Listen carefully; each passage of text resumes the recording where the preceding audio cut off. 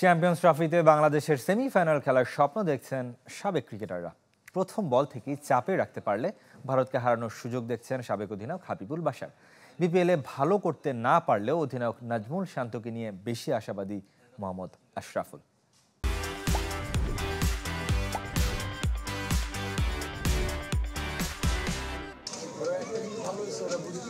জাভেদ ওমর বেলিম ফাউন্ডেশনের যাত্রা শুরু উপলক্ষে সাবেক ক্রিকেটারদের মিলন মেলা, প্রাণবন্ত আড্ডা। সাবেক অধিনায়ক ও বিসিবি সভাপতি ফারুক আহমেদ বোর্ড থেকেও নিতে চান এমন উদ্যোগ। ক্রিকেটে অবদান রাখা ব্যক্তিদের জন্য ওয়েলফেয়ার ফাউন্ডেশন থেকে পেনশন ব্যবস্থা চালুর ঘোষণা। আমি ক্রিকেট বোর্ডে সেম একটা জিনিস চালু করতে যাচ্ছি। আমরা স্টার্ট করব 10 থেকে 20 হাজারের একটা রেঞ্জে যাতে দিতে পারি, তারপরে এটা আস্তে আস্তে বড় হবে, আরও মানুষ দেখবে যেন আমরা কী করার চেষ্টা করছি। এটা লিগে আমি আজকে আসলে আমার মনে হয় অপরচুনিটি আমি জাস্ট বলে ফেললাম আর কি।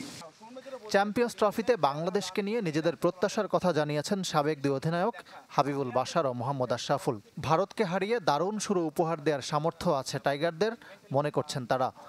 যখন বাংলাদেশের সাথে খেলে আমার মনে তারা একটু বাড়তি চাপেই থাকে। আপনার আমরা যদি হিসাব করে দেখি তাহলে ভারত দলকে আপনাকে মানতে হবে তারা অনেক এগিয়ে আছে, তাদের দলে অনেক চ্যাম্পিয়ন প্লেয়ার। ভারতকে হারানো সম্ভব, ইটস নট দ্যাট যে আমরা কখনো ভারতকে হারাইনি। তিনটা ডিপার্টমেন্টে যদি ভালো ক্রিকেট খেলে অবশ্যই সেমিফাইনাল তো আমাদের সবারই হয়তো আমরা আশা করি। আমরা যারা দর্শক আছি বা আমরা যারা এক্স ক্রিকেটার, অনেকে হয়তো ভাবছেন যে শান্ত খেলতে পারেনি, হয়তো বা কী হবে, কিন্তু আমি মনে করি যে সবচেয়ে ভালো সে পারফরমেন্স করতে পারবে এই চ্যাম্পিয়ন্স ট্রফিতে। বাংলাদেশের ব্যাটিং ও বোলিং নিয়ে মিশ্র প্রতিক্রিয়া হাসিবুল হোসেন শান্ত ও জাভেদ ওমরের। তবে ফরম্যাট ভিন্ন হলেও বিপিএল অভিজ্ঞতা কাজে লাগবে বলে বিশ্বাস তাদের। খুব ভালো উইকেট হবে।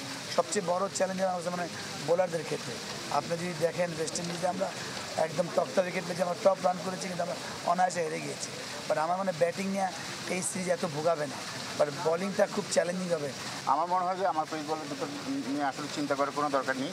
যেহেতু হোক, এখন তাসকিন অনেক লেবার বোলিং করে, অনেক বুদ্ধি নিয়ে বল করে, মুস্তাফিজ আছে, সাকিব আছে, আশা করি সবাই ভালো বল করবে। চ্যাম্পিয়ন্স ট্রফিতে রান উৎসবের অপেক্ষায় সাবেক ক্রিকেটাররা।